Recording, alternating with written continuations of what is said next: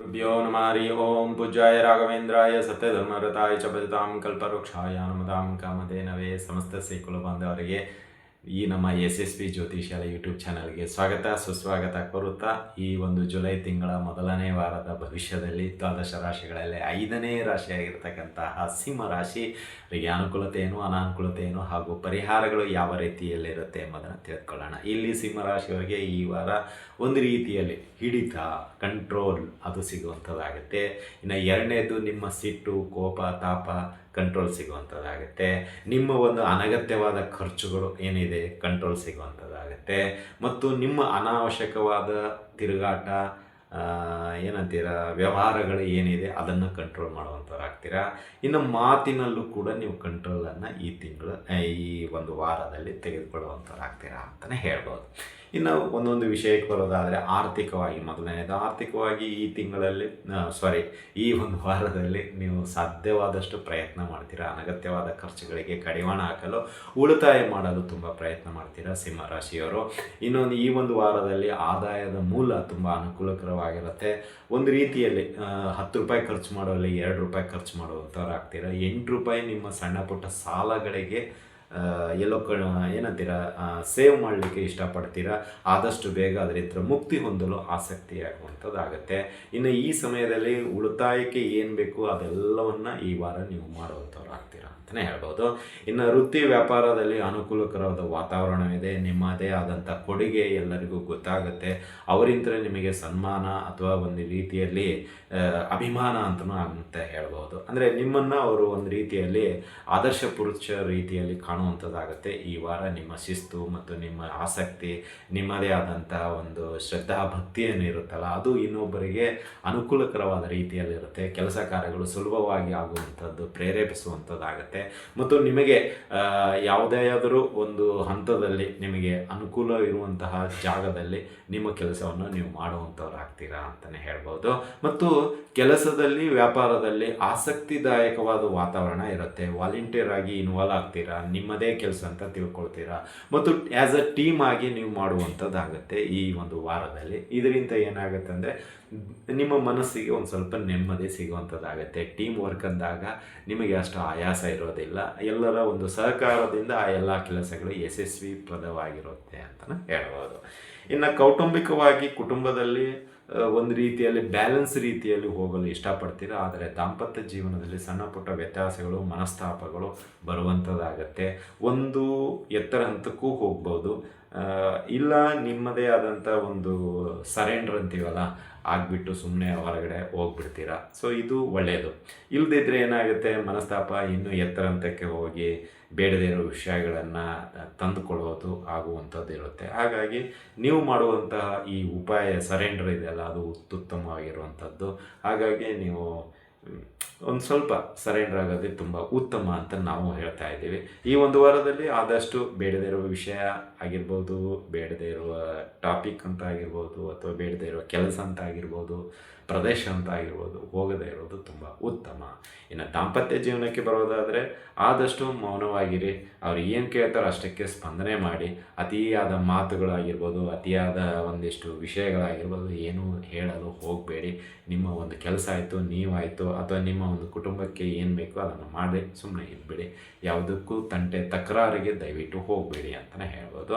ಇನ್ನು ಇದರಲ್ಲಿ ಆರೋಗ್ಯದ ವಿಷಯಕ್ಕೆ ಬರೋದಾದರೆ ಸ್ವಲ್ಪ ಆರೋಗ್ಯದಲ್ಲಿ ಏರುಪೇರು ಉಂಟಾಗುತ್ತೆ. ತಲೆ ನೋವಾಗಿರ್ಬೋದು, ಕತ್ತು ನೋವಾಗಿರ್ಬೋದು, ಸೊಂಟದ ನೋವಾಗಿರ್ಬೋದು, ಅಥವಾ ಈ ಮೊಳಕಾಲು ನೋವಾಗಿರ್ಬೋದು. ಇದು ಸ್ವಲ್ಪ ಅತಿಯಾಗಿ ಈ ವಾರ ನಿಮಗೆ ಕಾಡುವಂಥದ್ದಾಗುತ್ತೆ.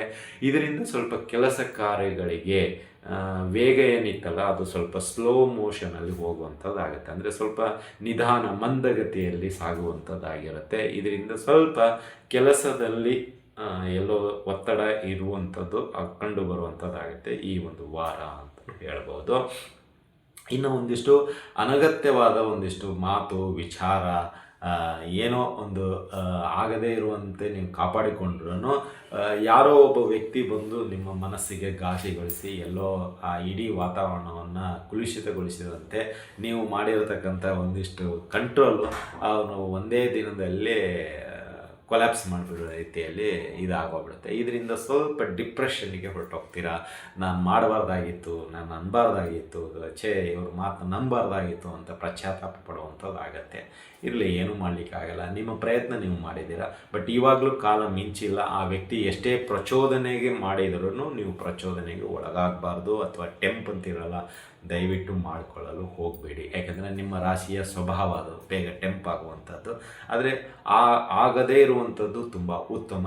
ಈಗ ತುಂಬ ಕಂಟ್ರೋಲ್ ಮಾಡಿದ್ದೀರಾ. ನಮ್ಮ ಒಂದು ಮಾರ್ಗದರ್ಶನ ಆಗಿರ್ಬೋದು, ಅಥವಾ ಮನೆ ಗುರು ಹಿರಿಯರ ಮಾರ್ಗದರ್ಶನ ಆಗಿರ್ಬೋದು, ಅವರ ಮಾತುಕತೆಯಿಂದ ಅಥವಾ ಅವರ ಒಂದು ಹಿತವಚನದಿಂದ ಎಷ್ಟೋ ನಿಮ್ಮ ಒಂದು ಕೋಪ ತಾಪ ಎಲ್ಲವನ್ನು ಕಡಿಮೆ ಮಾಡಿದ್ದೀರಾ. ತುಂಬ ಸಂತೋಷ. ಬಟ್ ಆದರೂ ಈ ವಾರವೂ ಕೂಡ ತುಂಬ ತುಂಬ ಕಂಟ್ರೋಲ್ ಮಾಡ್ಕೊಳ್ಳೋದು ತುಂಬ ಉತ್ತಮ. ಈ ಕೋಪ ತಾಪ ಅಥವಾ ಈ ಪ್ರಚೋದನೆಗೆ ಒಳಗಾಗೋದು, ಯಾವುದೋ ಒಂದು ಸ್ಟೇಟಸ್ಗೋಸ್ಕರ ಹೋಗೋದು ದಯವಿಟ್ಟು ಹೋಗಲು ಹೋಗಬೇಡಿ. ನಿಮ್ಮದೇ ಆದಂಥ ಒಂದು ಮಾರ್ಗದಲ್ಲಿ ಹೋಗಿ ಏನೂ ತೊಂದರೆ ಆಗೋದಿಲ್ಲ. ಇನ್ನು ಅಷ್ಟಮ ಶನಿ ನಡೀತಾ ಇದೆಯಲ್ಲ, ಸ್ವಲ್ಪ ಅಧಿಕವಾದ ಖರ್ಚುಗಳು ಮತ್ತು ಅನಾವಶ್ಯಕವಾದ ತಿರುಗಾಟ, ಅನಾವಶ್ಯಕವಾದ ಮಾತುಗಳು ಸ್ವಲ್ಪ ಪ್ರಚೋದನೆಗೆ ಒಳಪಡಿಸುತ್ತೆ. ಆದರೂ ನೀವು ಗಟ್ಟಿ ಧೈರ್ಯ ಮಾಡಿ ಮನಸ್ಸು ಮಾಡಿದ್ದೇ ಆದಲ್ಲಿ ನಿಮಗೆ ಅನುಕೂಲಕರ ವಾತಾವರಣ ಇರುತ್ತೆ ಅಂತಲೇ ಹೇಳ್ಬೋದು. ಇನ್ನು ಈ ಒಂದು ಸಮಯದಲ್ಲಿ ಸಾಧ್ಯವಾದಷ್ಟು ನೀವು ದೇವರ ಒಂದು ಪೂಜಾ ಅಥವಾ ದೇವಸ್ಥಾನಕ್ಕೆ ಹೋಗಿ ಬರೋದರಿಂದ ಸ್ವಲ್ಪ ಪಾಸಿಟಿವ್ ಶಕ್ತಿ ನಿಮಗೆ ಸಿಗುವಂಥದ್ದಾಗತ್ತೆ. ಇನ್ನು ನೆಗೆಟಿವ್ ಇನ್ನೊಂದು ಪಾರ್ಟ್ ಅಂತ ಬರೋದಾದರೆ, ಈ ಆತ್ಮೀಯರು ಚುಚ್ಚು ಮಾತುಗಳಂತೀವಿ, ಅದು ಅತಿಯಾಗಿ ಈ ವಾರದಲ್ಲಿ ನಿಮಗೆ ಕಾಡುವಂಥದ್ದಾಗತ್ತೆ. ಬೇಡದೇ ಇರೋ ವಿಷಯಗಳಿಗೆ ಅವರು ಅತಿಯಾಗಿ ಆಸಕ್ತಿದಾಯಕವಾಗಿ ಏನೇನೋ ಮಾತನಾಡುವಂಥದ್ದು, ಇದೆಲ್ಲವೂ ನಿಮಗೆ ಸ್ವಲ್ಪ ಘಾಸಿಗೊಳಿಸಿದಂತೆ ಆಗುತ್ತೆ. ಸೊ ಸ್ವಲ್ಪ ಅದರಿಂದ ಬೇಜಾರಾಗ್ತೀರಾ ಅಂತಲೇ ಹೇಳ್ಬೋದು. ಇನ್ನು ಪರಿಹಾರದ ವಿಷಯಕ್ಕೆ ಬರೋದಾದರೆ ಸಿಂಹರಾಶಿಯವರಿಗೆ ಈ ಒಂದು ವಾರ ಸಾಧ್ಯವಾದಷ್ಟು ಮಹಾಮೃತ್ಯುಂಜಯ ಜಪ ಮಾಡಿ ಮತ್ತು ಶನಿದೇವರಿಗೆ ಸಂಬಂಧಪಟ್ಟಂತಹ ಶನಿಯ ಅಷ್ಟೋತ್ತರ, ಶನಿ ಸ್ತೋತ್ರಾದಿಗಳನ್ನು ಪಠನೆ ಮಾಡಿ ಮತ್ತು ಈ ಒಂದು ವಾರದಲ್ಲಿ ಇನ್ನೂ ಒಂದು ಅಂದರೆ ಆದಿತ್ಯ ಹೃದಯ ಸ್ತೋತ್ರವನ್ನು ಪಠನೆ ಮಾಡಿ. ಇದರಿಂದ ಏನಾಗುತ್ತೆ ಅಂದರೆ ಆತ್ಮರಕ್ಷಣೆ, ಆತ್ಮಸ್ಥೈರ್ಯ, ಸೆಲ್ಫ್ ಕಾನ್ಫಿಡೆನ್ಸ್ ಅಂತೀವಲ್ಲ, ಅದು ತುಂಬ ಚೆನ್ನಾಗಿ ಬರುವಂಥದ್ದಾಗುತ್ತೆ. ನೀವು ಈ ಟೆಂಪ್ ಆಗುವಂಥದ್ದಾಗ್ಬೋದು, ಪ್ರಚೋದನೆಗೆ ಒಳಗಾಗುವಂಥದ್ದಾಗ್ಬೋದು, ಕಡಿಮೆ ಆಗುವಂಥದ್ದಾಗುತ್ತೆ, ಕೂಲಾಗಿ ಹ್ಯಾಂಡಲ್ ಮಾಡುವಂಥದ್ದಾಗುತ್ತೆ. ಹಾಗಾಗಿ ಆದಿತ್ಯ ಹೃದಯ ಸ್ತೋತ್ರ ದಿನ ಬೆಳಗ್ಗೆ ಪ್ರಯತ್ನ ಮಾಡಿ. ಏಕೆಂದರೆ ಆದಿತ್ಯ ಅಂದರೆ ಸೂರ್ಯ, ಬೆಳಗಿನ ಜಾವ ಮಾಡಿದರೆ ತುಂಬ ಉತ್ತಮ. ನಾನು ಮಧ್ಯಾಹ್ನ ಮಾಡ್ತೀನಿ, ಸಾಯಂಕಾಲ ಮಾಡ್ತೀನಿ ಅಂದರೆ ಬೇಡ. ದಯವಿಟ್ಟು ಬೆಳಗಿನ ಜಾವದಲ್ಲೇ ಆದಿತ್ಯ ಹೃದಯ ಸ್ತೋತ್ರವನ್ನು ಪಠನೆ ಮಾಡಿ. ಇದರಿಂದ ನಿಮಗೆ ಅನುಕೂಲವಾಗುತ್ತೆ. ನಿಮ್ಮ ಎಲ್ಲ ಅಹಿತಕರ ಘಟನೆಗಳಾಗಿರ್ಬೋದು, ಕೈ ಘಟನೆಗಳಾಗಿರ್ಬೋದು, ಆಗದೇ ಇರುವಂತೆ ಈ ಮಂತ್ರವನ್ನು ಅಥವಾ ಈ ಸ್ತೋತ್ರ ನಿಮಗೆ ಕಾಪಾಡುತ್ತೆ ಅಂತಲೇ ಹೇಳ್ಬೋದು. ಇನ್ನು ಈ ಒಂದು ವಾರದಲ್ಲಿ ಸಾಧ್ಯವಾದಷ್ಟು ದೇವಸ್ಥಾನಗಳಿಗೆ ಬೆಳಗ್ಗೆ ಆಗಿರಲಿ ಸಾಯಂಕಾಲ ಆಗಿರಲಿ ನಿಮ್ಮ ಹತ್ತಿರದಲ್ಲಿರ್ತಕ್ಕಂಥ ಯಾವುದೇ ದೇವಸ್ಥಾನ ಇರಲಿ ದರ್ಶನ ಮಾಡ್ಕೊಂಡು ಬನ್ನಿ. ಇದರಿಂದ ಸ್ವಲ್ಪ ಪಾಸಿಟಿವ್ ಮೈಂಡ್ ಸಿಗುವಂಥದ್ದಾಗುತ್ತೆ, ನೆಮ್ಮದಿ ಸಿಗುವಂಥದ್ದಾಗುತ್ತೆ ಅಂತಲೇ ಹೇಳ್ಬೋದು. ಇದಾಯಿತು ಈ ವಾರದ ಸಿಂಹರಾಶಿಯ ವಾರದ ಭವಿಷ್ಯ. ಈ ಭವಿಷ್ಯ ನಿಮಗೆ ಇಷ್ಟ ಆಗಿದ್ದರೆ ಲೈಕ್ ಮಾಡಿ, ಜಾಸ್ತಿ ಇಷ್ಟ ಆಗಿದ್ದರೆ ಶೇರ್ ಮಾಡಿ, ಹಾಗೂ ನಮ್ಮ SSP ಜ್ಯೋತಿಷ್ಯಾಲಯ ಯೂಟ್ಯೂಬ್ ಚಾನಲನ್ನು ಸಬ್ಸ್ಕ್ರೈಬ್ ಮಾಡ್ಕೊಳ್ಳಿ ಮತ್ತು ನಿಮ್ಮ ಅನಿಸಿಕೆ ಅಭಿಪ್ರಾಯಗಳನ್ನು ಹಂಚಿಕೊಳ್ಳಿ ಅಂತ ಹೇಳ್ತಾ ಇಲ್ಲಿಗೆ ವಿಷಯ ಮುಗಿಸ್ತಾ ಇದ್ದೀವಿ. ಮತ್ತೆ ಮುಂದಿನ ವಿಷಯದೊಂದಿಗೆ ಭೇಟಿಯಾಗೋಣ. ಅಲ್ಲಿವರೆಗೂ ಶುಭಮಸ್ತು, ಶುಭಂ ಭೂಯಾತ್, ಸರ್ವೇ ಜನಃ ಸುಖಿನೋ ಭವಂತು.